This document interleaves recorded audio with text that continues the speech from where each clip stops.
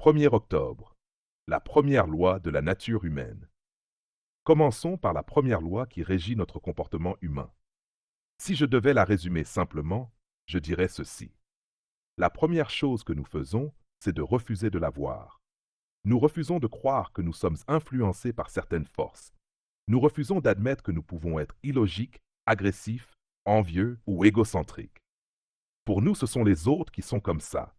Ce sont les républicains, les guerriers de Sparte, les Éthiopiens, mais pas nous.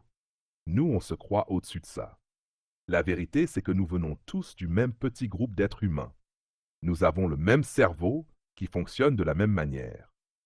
Nos réactions émotionnelles sont proches de celles des hommes préhistoriques qui chassaient pour survivre. À ce niveau-là, rien n'a vraiment changé. Alors, si nous venons tous du même endroit, pourquoi croire que seuls quelques-uns seraient agressifs ou irrationnels? La réalité, c'est que nous sommes tous pareils.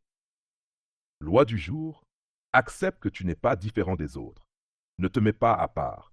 Tu n'es ni spécial, ni supérieur. 2 octobre. Il n'y a rien de plus fort que la nature humaine.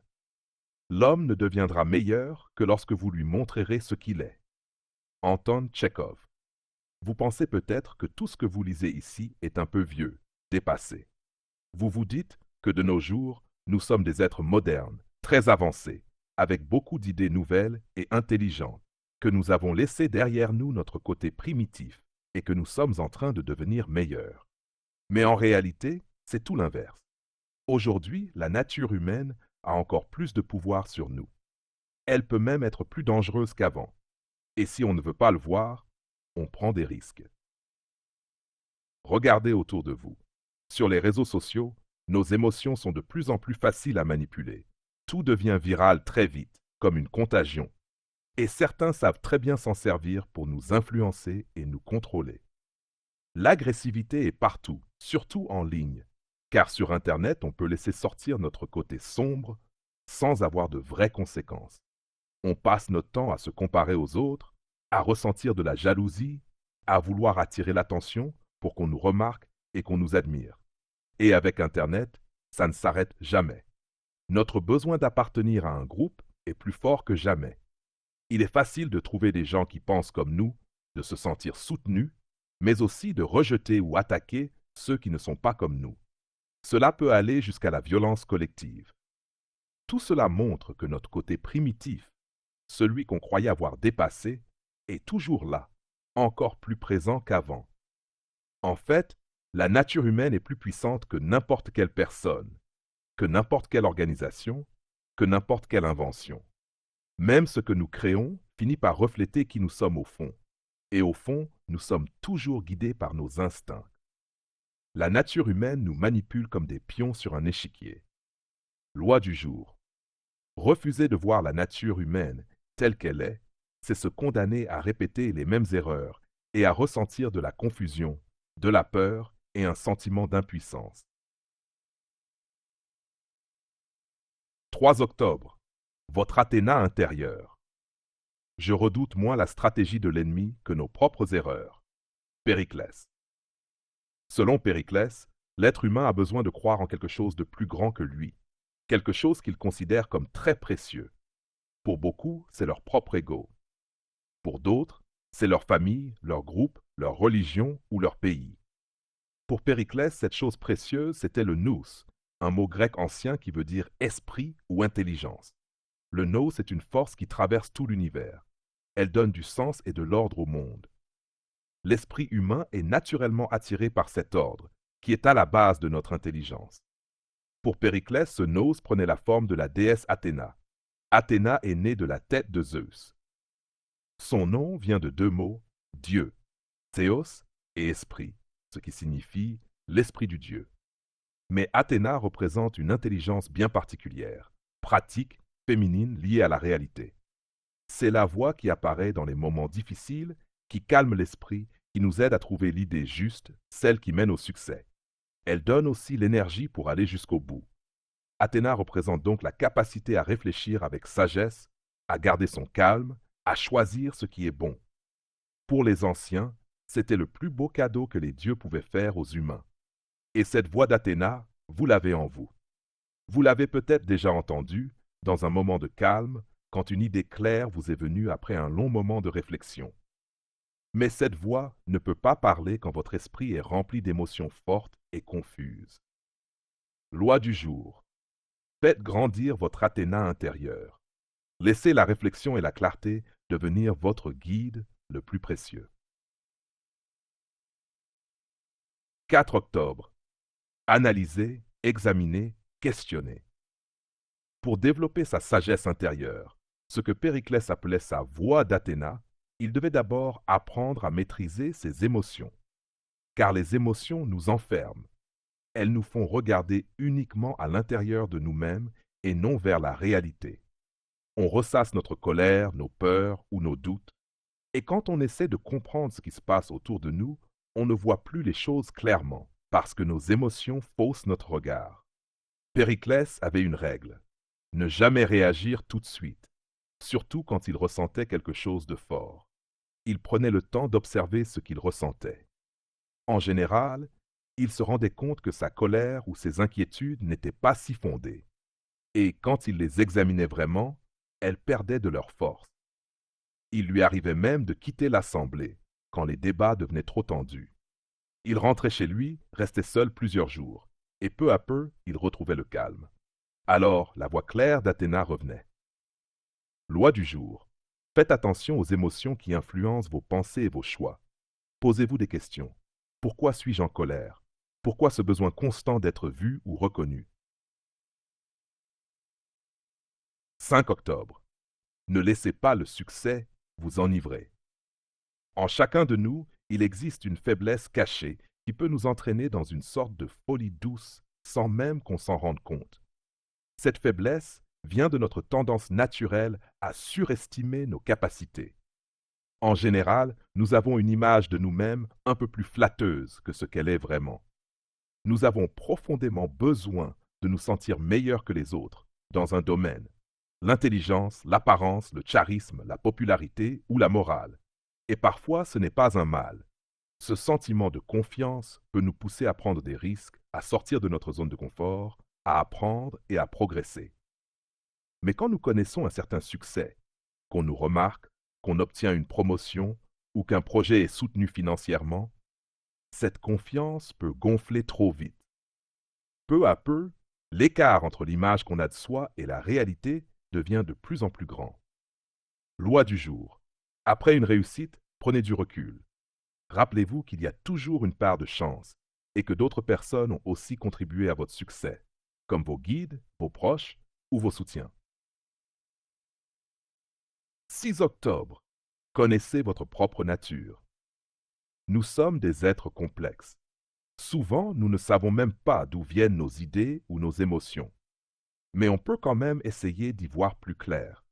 On peut apprendre à mieux se connaître, à découvrir cette partie de nous qui reste dans l'ombre, ce nous qu'on ne voit pas toujours. C'est même notre seule chance d'avancer. Car si on reste dans le déni, on ne voit pas à quel point nos émotions nous contrôlent ou à quel point notre besoin d'être admiré prend le dessus. On peut alors se croire meilleur que les autres, simplement parce qu'on se voit d'un œil flatteur. Mais pendant ce temps, notre part cachée agit sans qu'on le remarque. Il faut aussi accepter une chose importante. La grande majorité de nos idées et de nos opinions, peut-être 95%, ne viennent pas vraiment de nous. Elles viennent de ce qu'on nous a appris, de ce qu'on a vu sur Internet, de ce que les autres disent ou font. En réalité, nous suivons les autres sans nous en rendre compte. Moi aussi. Tout le monde le fait. Mais si vous acceptez de regarder votre nature en face, vous verrez que les qualités et les défauts que vous jugez chez les autres, vous les portez aussi. Et c'est à ce moment-là que vous pourrez vraiment avancer.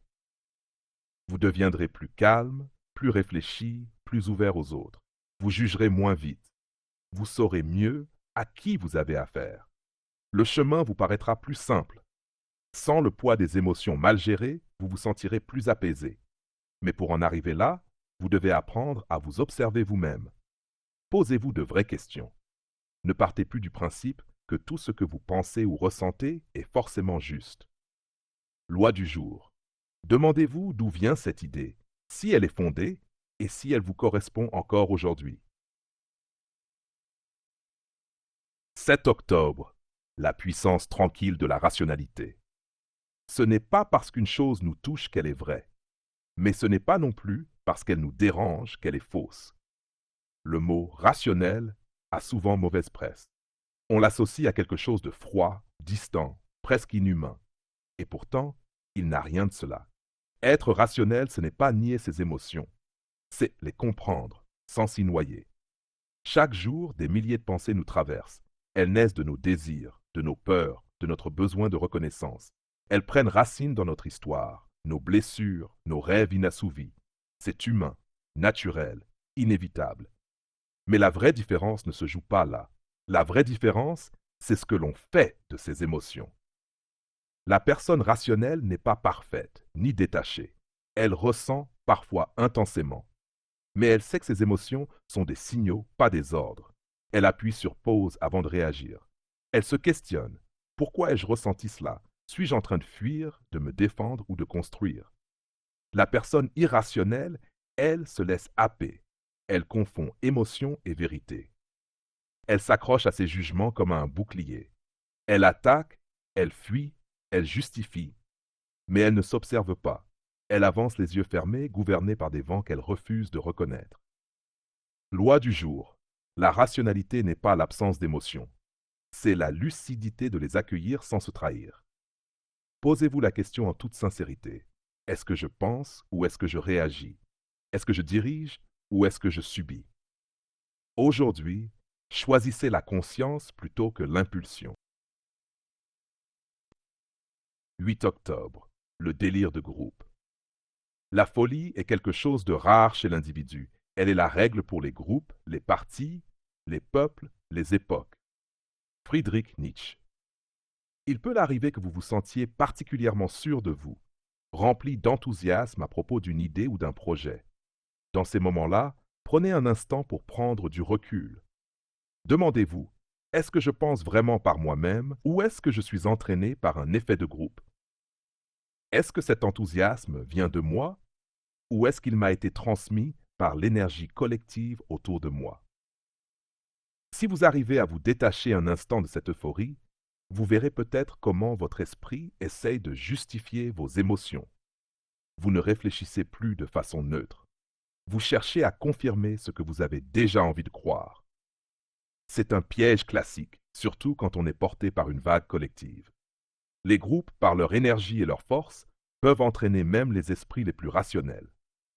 C'est pourquoi il est vital de garder votre capacité à douter, à réfléchir, à envisager d'autres options. Loi du jour. Votre bon sens, votre réflexion personnelle sont vos meilleurs boucliers contre la folie collective. Ne les abandonnez jamais.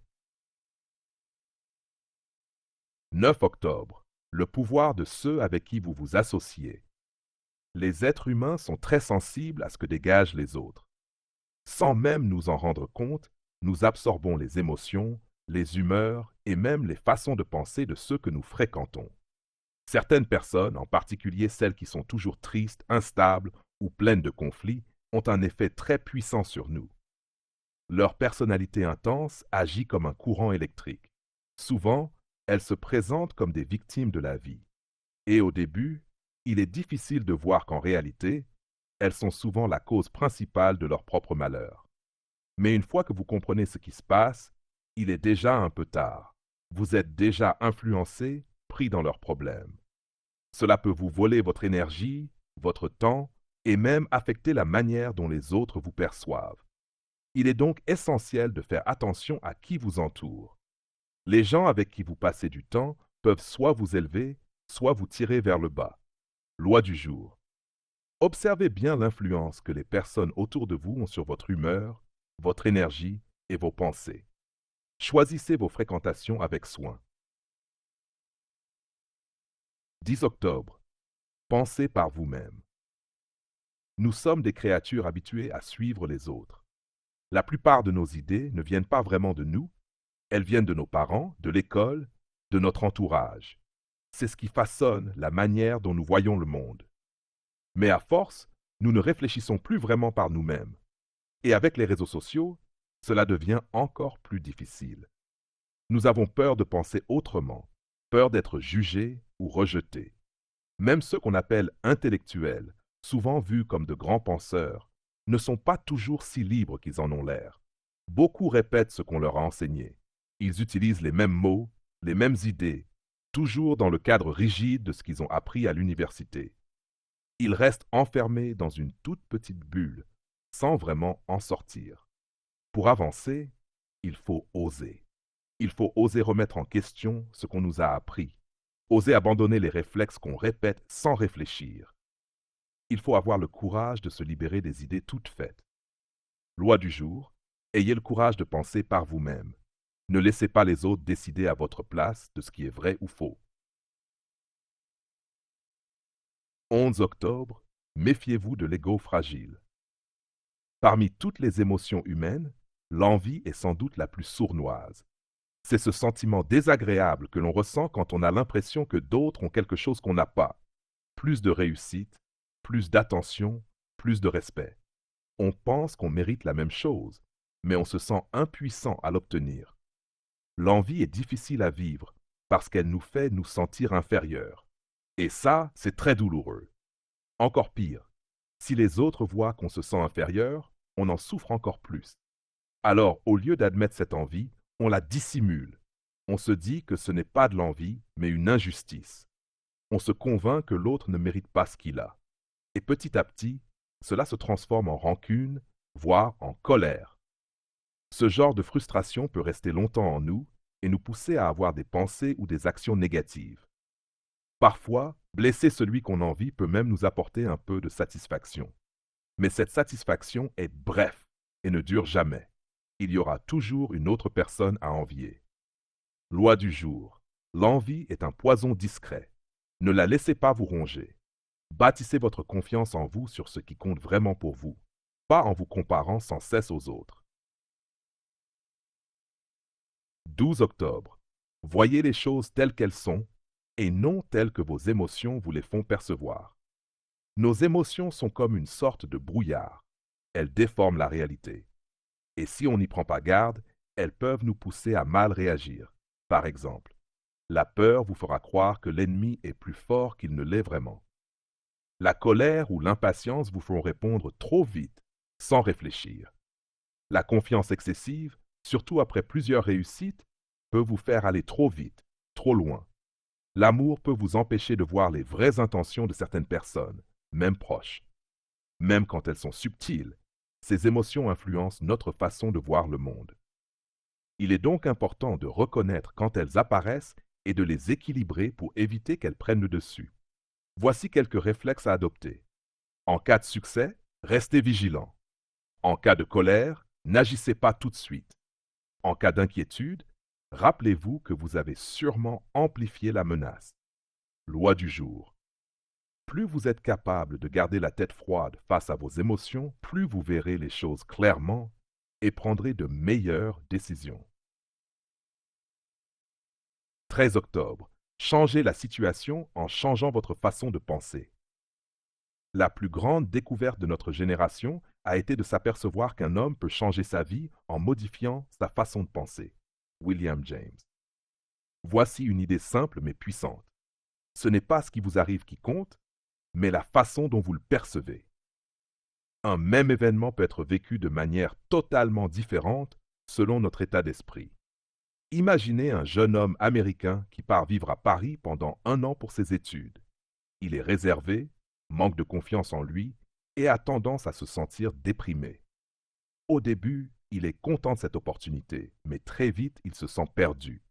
Il parle mal français, les gens se moquent de lui, il trouve les Parisiens froids, le climat gris et la nourriture trop lourde. Même les monuments comme Notre-Dame ne l'impressionnent pas. Il n'y voit que la foule et le bruit.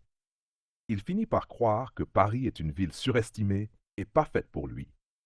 Maintenant, imaginez une jeune femme dans la même situation, mais avec une personnalité opposée.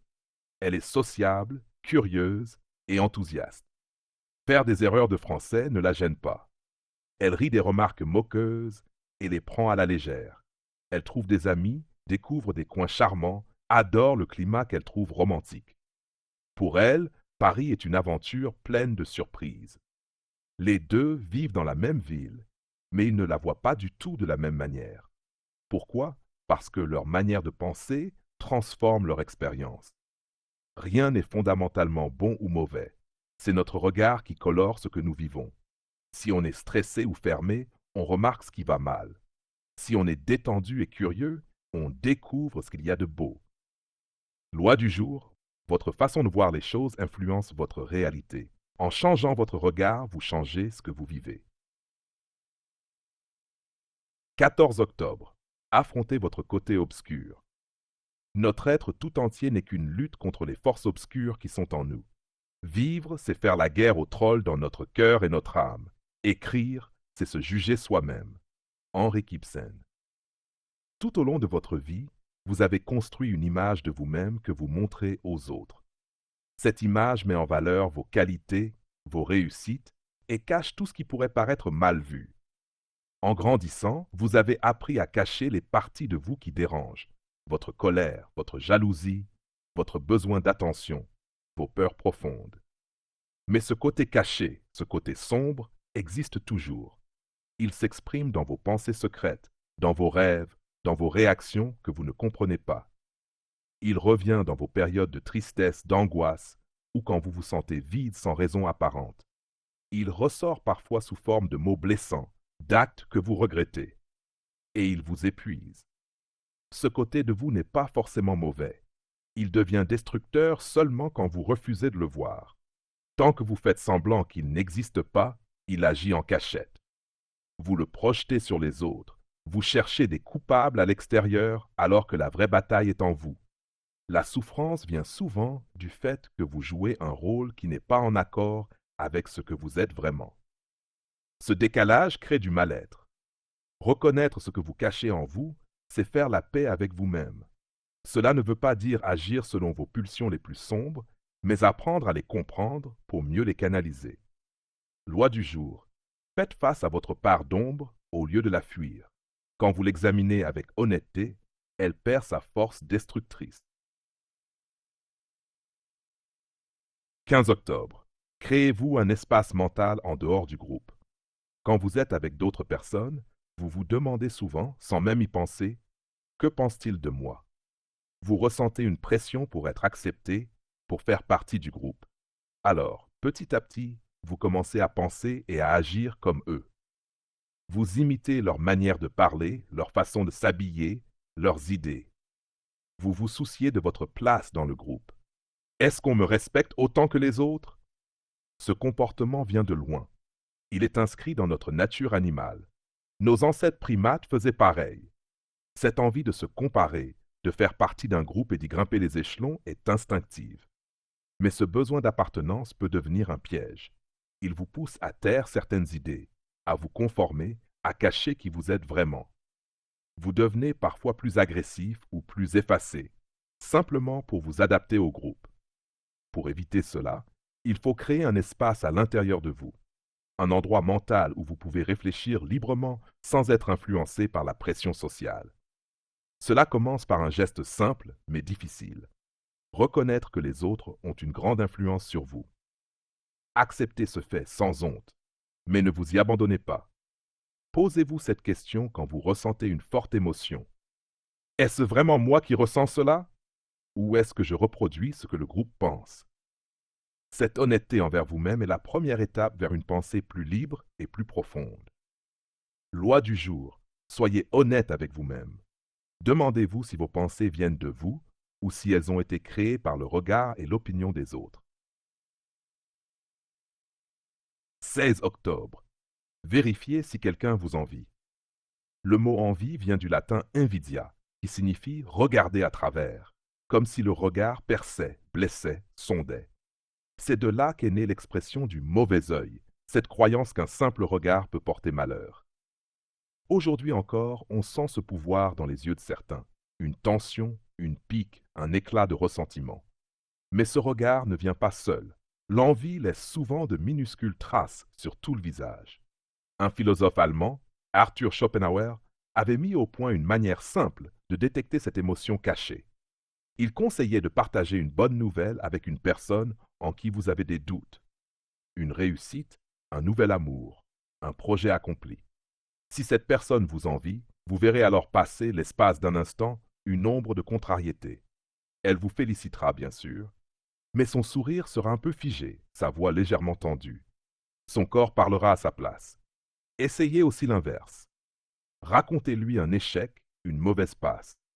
Si ses yeux brillent un peu trop, si vous percevez une étrange satisfaction, même brève, il se peut qu'elle ressente ce qu'on appelle Schadenfreude, cette joie secrète que certains ressentent face au malheur des autres. C'est un indice qui ne trompe presque jamais. L'envie est difficile à admettre. Personne ne dira jamais qu'il vous envie. Pourtant, elle agit comme un poison invisible dans les relations.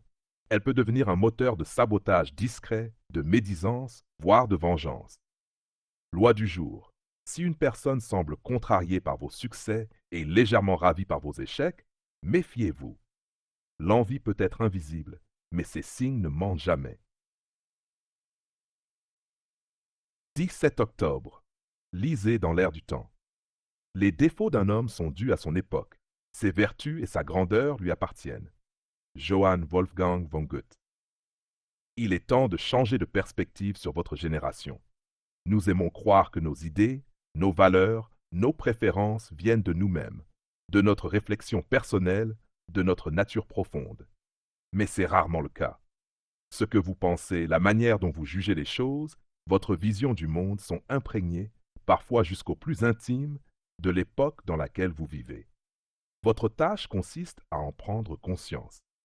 Imaginez-vous tel un archéologue de votre propre vie, explorant les couches successives de souvenirs, de croyances, d'influences culturelles. En creusant, vous découvrirez que ce que vous preniez pour des choix individuels était souvent dicté par l'air du temps, par ce que pensaient vos parents, vos professeurs, vos pères, les médias, les modes.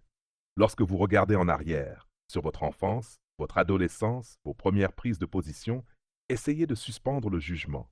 Ne cherchez pas à dire si c'était bien ou mal, juste ou injuste. Observez simplement. D'où venaient ces idées? Que reflétaient-elles de votre époque? De quoi étiez-vous le produit? En développant ce regard, vous gagnerez en lucidité. Vous cesserez d'être un simple disciple ou un rebelle mécanique de votre époque. Vous ne vous contenterez plus de suivre ou de rejeter. Vous deviendrez capable d'en extraire le meilleur, de dépasser les limites imposées par le zeitgeist pour façonner votre propre vision. Loi du jour, prenez du recul sur les influences de votre époque. C'est en les comprenant que vous pourrez véritablement penser par vous-même et peut-être même précéder votre temps. 18 octobre. Raisonnez comme un écrivain. La vie d'Anton Tchekhov n'a rien eu d'enviable. Il grandit dans une famille pauvre, étouffée par la violence d'un père autoritaire et alcoolique. Pourtant, Tchekhov est devenu médecin, puis écrivain. Et dans cet art, il a trouvé une forme de guérison. Plutôt que de juger les gens autour de lui, il a commencé à les observer. Il s'efforçait de comprendre les causes de leur comportement, aussi absurdes ou cruels soient-ils. Comme un médecin analyse un symptôme, Tchekhov se mettait dans la peau de ces personnages pour comprendre ce qui les avait rendus si durs, si cassés, si instables. Il refusait de les diaboliser. Sa méthode: considérer que tout comportement, même le plus sombre, a sa propre logique, du moins dans la tête de celui qui l'adopte. Ce raisonnement n'excuse rien, mais il éclaire tout. En pensant ainsi, Tchekhov a fini par pardonner à son père. Il n'y voyait plus un monstre, mais un homme pris dans ses propres contradictions, dans ses souffrances non exprimées. C'est cette posture, celle de l'écrivain lucide et empathique, que vous êtes invité à adopter. Au lieu de condamner ou de ruminer, observez. Essayez de reconstituer le parcours de ceux qui vous blessent ou vous irritent. Demandez-vous, quelle douleur, quelle peur, quelle frustration les habite. Peu à peu, vous verrez ces gens autrement. Non pas comme des ennemis, mais comme des êtres humains, perdus et souvent malheureux. Loi du jour. Raisonnez comme un écrivain. Entrez dans l'univers intérieur des autres, même ceux que vous rejetez. Vous verrez alors leur humanité et la vôtre sous un autre jour. 19 octobre. Acceptez les gens comme des faits. Si vous tombez sur un trait particulier de méchanceté ou de sottise, Veillez à ne pas le laisser vous contrarier ni vous affliger, mais à le considérer uniquement comme un élément qui vient s'ajouter à votre savoir. Arthur Schopenhauer. La plupart de nos troubles émotionnels viennent des autres, non pas de ce qu'ils font, mais de ce que nous attendons d'eux. Nous voulons qu'ils soient comme nous le souhaitons, qu'ils pensent comme nous, qu'ils nous comprennent, nous respectent, nous traitent d'une certaine manière. Mais cette volonté de contrôle est illusoire et elle nous épuise. À l'inverse, voyez les autres comme des faits, comme des éléments de la nature. Certains sont doux comme la brise, d'autres rugueux comme une pierre volcanique. Aucun n'est là pour vous plaire, ils sont simplement là. Vous pouvez apprendre à les observer, à comprendre leurs mouvements, leurs particularités, comme un géologue étudie des roches, sans colère, sans jugement. Cela ne signifie pas que vous devez tout accepter ou tout tolérer. Cela signifie simplement que vous reconnaissez les choses telles qu'elles sont. En lâchant vos attentes irréalistes, vous gagnez en sérénité. Vous commencez à percevoir les autres avec clarté, et non plus à travers le prisme de vos projections ou de vos frustrations. Loi du jour, ne cherchez pas à changer les gens. Acceptez-les comme des phénomènes naturels. Étudiez-les, apprenez d'eux et observez aussi comment leurs défauts résonnent en vous. 20 octobre. Voyez au-delà de l'instant présent. Nous sommes faits pour réagir. Un bruit, un visage, une alerte sur notre téléphone, et nous voilà emportés. C'est notre héritage animal. L'instant présent domine tout. Ce qui est visible, immédiat, dramatique, prend toute la place dans notre esprit. Mais notre force humaine réside justement dans notre capacité à dépasser cet instant. Chaque événement que nous vivons aujourd'hui est le fruit d'un enchaînement complexe de causes passées. Et chacun de nos choix façonnera l'avenir. Si nous ne voyons que ce qui est sous nos yeux, nous devenons aveugles à l'essentiel. Les plus habiles manipulateurs le savent. Ils nous distraient avec le spectacle de l'instant, avec des émotions fortes, des promesses faciles. Ils savent que la plupart d'entre nous ne chercheront pas à comprendre ce qu'il y a derrière. Pour leur résister, il faut s'élever au-dessus de la brume émotionnelle du présent. Se demander d'où vient réellement un problème. Imaginer vers quoi il peut nous mener. Et parfois, souvent, décider de ne pas agir tout de suite. Le recul est une force, pas une faiblesse. Loi du jour, ne vous laissez pas piéger par l'instant. Prenez de la hauteur. Remontez à l'origine. Projetez-vous dans l'avenir. La sagesse se trouve dans l'ensemble du tableau, pas dans une case isolée. 21 octobre. Identifiez vos propres pulsions agressives. L'homme n'est pas cet être débonnaire, au cœur assoiffé d'amour, dont on nous dit qu'il se défend quand on l'attaque, mais un être, au contraire, qui doit porter au compte de ses données instinctives une bonne somme d'agressivité. Sigmund Freud. On préfère croire que l'agressivité, c'est pour les autres, les violents, les manipulateurs, les colériques. Nous, non. Nous sommes rationnels, raisonnables, civilisés. Mais c'est un leurre. L'agressivité est inscrite en nous profondément. Ce n'est pas uniquement frapper ou crier, c'est aussi imposer, manipuler, contrôler, dominer. Elle s'exprime parfois dans une blague sarcastique, dans le besoin d'avoir raison, dans une ambition dévorante ou dans le plaisir de rabaisser subtilement l'autre. Et plus on nie son existence, plus elle agit dans l'ombre, échappant à notre vigilance. Reconnaître sa propre agressivité ne veut pas dire s'accuser ou se culpabiliser. Cela veut dire la voir, l'observer, la comprendre. Car c'est une énergie puissante. Elle peut tout autant détruire que construire. Elle peut être utilisée pour opprimer ou pour défendre, pour manipuler ou pour créer. Le vrai danger n'est pas l'agressivité en elle-même, mais de croire qu'on en est exempt. Celui qui l'ignore en lui-même la laisse le contrôler. Loi du jour. Repérez les signes de votre propre agressivité, dans vos paroles, vos décisions, vos jugements. Ce que vous ferez de cette énergie décidera de votre pouvoir ou de vos dégâts. 22 octobre. Perdu dans les broutilles. Vous vous sentez dépassé par la complexité de votre travail. Vous essayez de tout maîtriser. Chaque détail, chaque tendance, chaque information. Mais plus vous cherchez à tout contrôler, plus vous vous perdez dans un océan de données. Vous ne voyez plus que des arbres isolés et vous perdez de vue la forêt entière. C'est le signe que vous avez perdu le sens des priorités.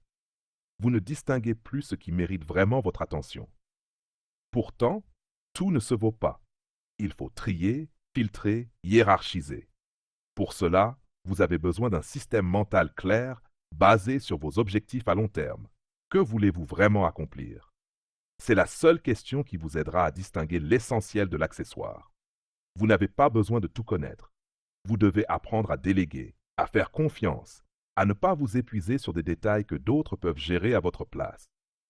Sinon, votre cerveau finira par s'enliser dans des préoccupations secondaires et vous perdrez le cap. Loi du jour. Vous ne pouvez pas tout contrôler.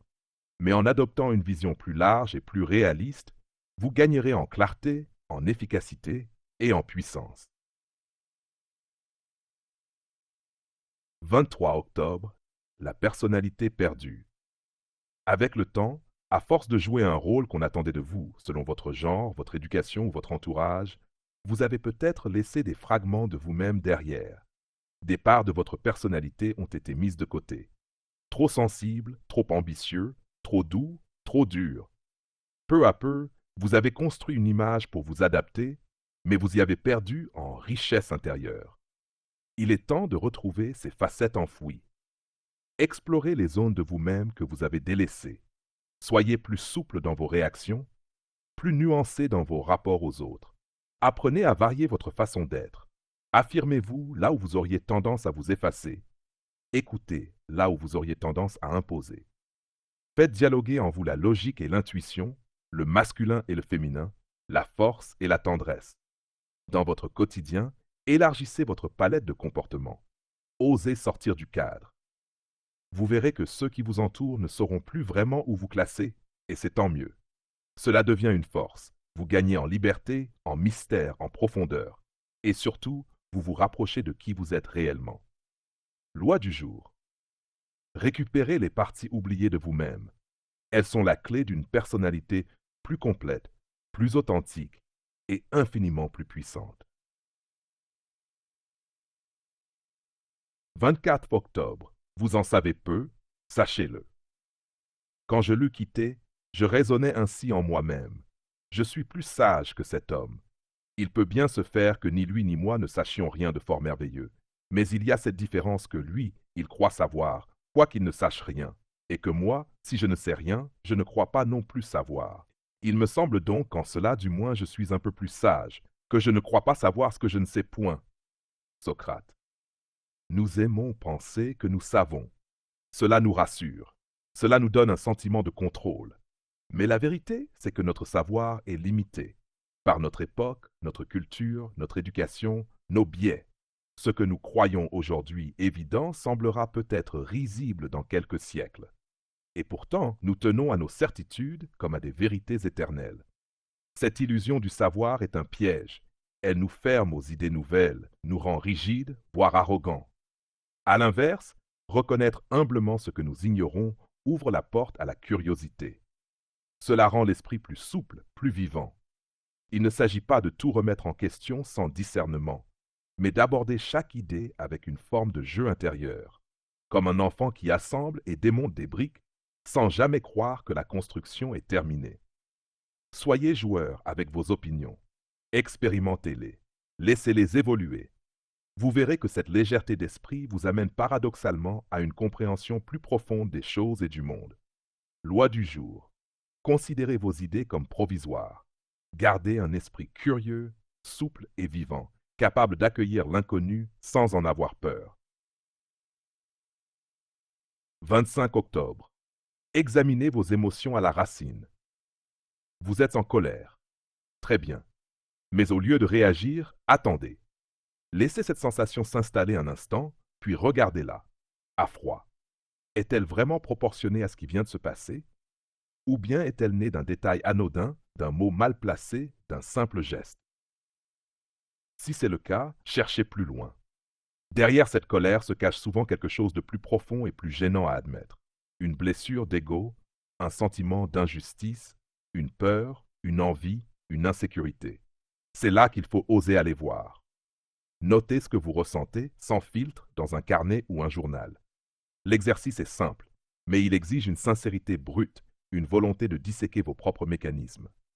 Le seul vrai obstacle à cette lucidité, c'est votre ego, qui préfère maintenir une image flatteuse de vous-même. Mais tant que cette image restera intacte, vous resterez vulnérable à la moindre provocation. Adoptez une posture de témoin. Observez-vous comme si vous étiez un autre, avec une curiosité presque scientifique, et pourquoi pas avec un peu d'humour aussi. Plus vous prendrez l'habitude de ce recul, plus il deviendra automatique.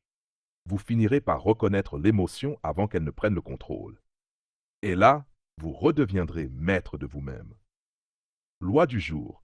Entraînez-vous à analyser vos réactions émotionnelles. Avec le temps, les réponses impulsives s'effaceront, remplacées par la clarté et le calme. 26 octobre. Résister au manichéisme. Notre esprit aime les raccourcis. Il aime ranger les choses dans des cases claires. Ceci est bien, cela est mal. Cette personne est loyale, celle-là est traîtresse. Cet événement est une bénédiction, celui-ci un désastre. Ce mode de pensée, aussi réducteur qu'agréable, nous donne l'illusion de comprendre. Mais il ne reflète pas le réel, car dans la vie, rien n'est aussi tranché. Les gens sont complexes. Même ceux qui vous veulent du bien peuvent, parfois sans le savoir, vous nuire. Les plus proches peuvent vous blesser, non pas par malveillance, mais par faiblesse ou confusion. Les ennemis peuvent agir avec une logique compréhensible. Et dans chaque expérience, aussi douloureuse soit-elle, il peut y avoir une leçon, une ouverture, un déclic salvateur. Lorsque vous cédez à la tentation du manichéisme, vous vous enfermez dans une vision simpliste du monde. Vous ne voyez plus les nuances, vous ne comprenez plus les subtilités. Et vous vous condamnez à répéter les mêmes erreurs, incapable d'apprendre des autres, ni même de vous-même. Prenez l'habitude de remettre en question vos jugements trop rapides. Demandez-vous ce que vous ne voyez pas. Cherchez ce que la situation ou la personne vous révèle au-delà de votre première impression. Loi du jour, apprenez à penser avec plus de nuances. Derrière chaque visage, chaque choix, chaque événement, il y a une histoire plus vaste. C'est là, dans cette complexité, que réside la vérité. 27 octobre, voyez votre ombre. L'écrivain Robert Louis Stevenson a illustré la loi du refoulement dans son roman L'étrange cas du docteur Jekyll et de Mr. Hyde.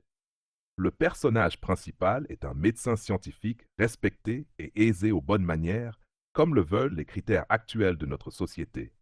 Il élabore un breuvage qui le transforme en Mr. Hyde, l'incarnation de son ombre, qui va tuer, violer et s'adonner aux plaisirs sensuels les plus fous.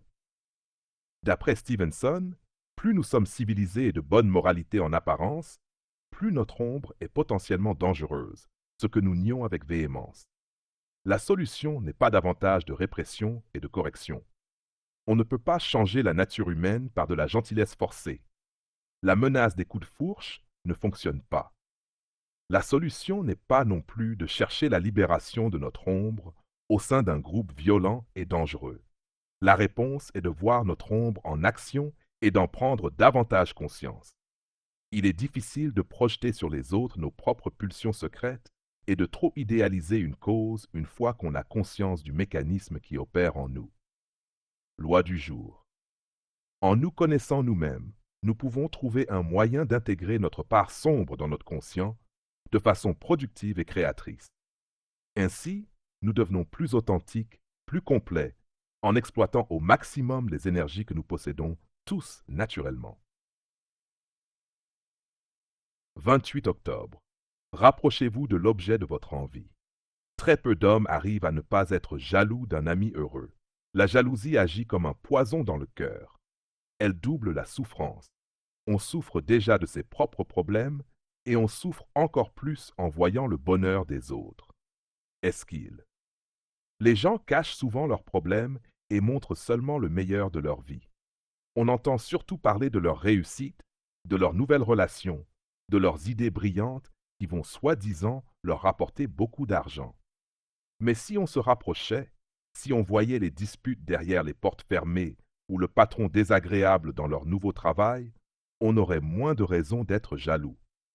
Rien n'est aussi parfait qu'on le pense, et on comprendrait mieux la réalité si on regardait les choses de plus près. Passez du temps avec la famille que vous admirez et que vous rêvez de rejoindre, et vous verrez peut-être les choses autrement.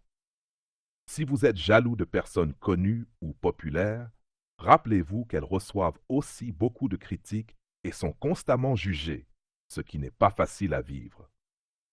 Les gens riches ne sont pas toujours heureux. Regardez les 10 dernières années de la vie d'Aristote Onassis, l'un des hommes les plus riches de l'histoire, marié à la célèbre Jacqueline Kennedy. Sa fortune lui a aussi apporté des malheurs, comme des enfants gâtés et sans reconnaissance. Se rapprocher passe par deux étapes.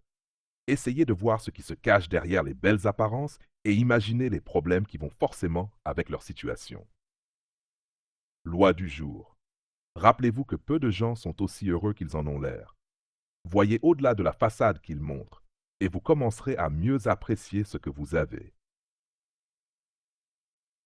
29 octobre. Contrôlez votre mégalomanie. Disons que vous avez un projet. Imaginez que ce projet est comme un gros bloc de pierre que vous devez tailler pour en faire une belle statue bien travaillée. Ce bloc est bien plus grand que vous et la pierre est dure, mais ce n'est pas une mission impossible. Avec assez d'efforts, de concentration et de patience, vous pouvez réussir à lui donner la forme voulue. Mais dès le début, vous devez garder un bon sens des réalités. Atteindre un but important prend du temps. Les gens ne sont pas toujours prêts à vous suivre et vous avez des limites. Avec cet état d'esprit réaliste, vous pouvez rester patient et commencer à travailler sérieusement. Maintenant, imaginez que votre esprit soit affecté par un trouble qui vous fait perdre la notion des proportions. Vous ne voyez plus la difficulté de la tâche. À la place, ce bloc de pierre vous semble petit et facile à modeler. Sous l'effet de ce trouble, vous croyez que vous allez vite finir le travail, que les gens vont forcément aimer votre idée géniale. Vous pensez qu'ils ne sont pas difficiles à convaincre et qu'ils ont même besoin de vous plus que vous d'eux. Vous vous dites que c'est à eux de venir vers vous. Au lieu de vous concentrer sur ce qu'il faut faire pour réussir, vous vous concentrez sur ce que vous pensez mériter. Vous imaginez que votre projet va faire de vous quelqu'un de reconnu, que si ça ne marche pas, ce sera la faute des autres, des gens jaloux, méchants ou aveugles. Ce genre de pensée, on peut l'appeler la folie des grandeurs. Loi du jour. Acceptez vos limites et utilisez ce que vous avez réellement au lieu de rêver à un pouvoir magique que vous n'aurez jamais. Le meilleur moyen de ne pas tomber dans la mégalomanie, c'est de rester lucide. 30 octobre. Le mythe du progrès. Un dernier mot sur ce qui rend l'être humain parfois irrationnel. Ne croyez surtout pas que les formes les plus extrêmes de cette irrationalité ont disparu grâce aux avancées de la société ou à l'éducation.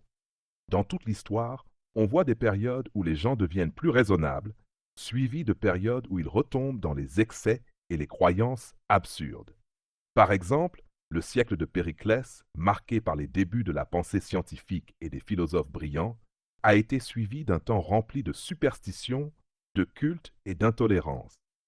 La même chose s'est produite après la Renaissance italienne.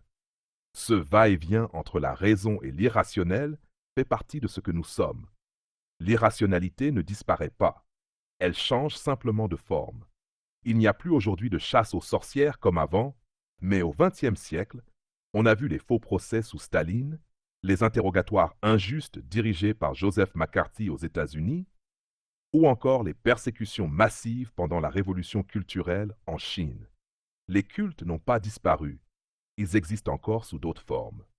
Culte autour de personnalités célèbres, admiration exagérée des stars ou fascination excessive pour la technologie, qui est parfois presque vue comme une nouvelle religion. Les gens ont un besoin profond de croire en quelque chose, peu importe quoi. D'ailleurs, des enquêtes récentes montrent que de plus en plus de personnes croient aux fantômes, aux esprits ou aux anges au début de ce XXIe siècle. Tant qu'il y aura des humains, il y aura des formes d'irrationalité, des voies pour la défendre et des moyens pour la diffuser. Loi du jour. La vraie rationalité ne peut se développer qu'à l'échelle personnelle, pas par les foules ou les progrès de la technologie.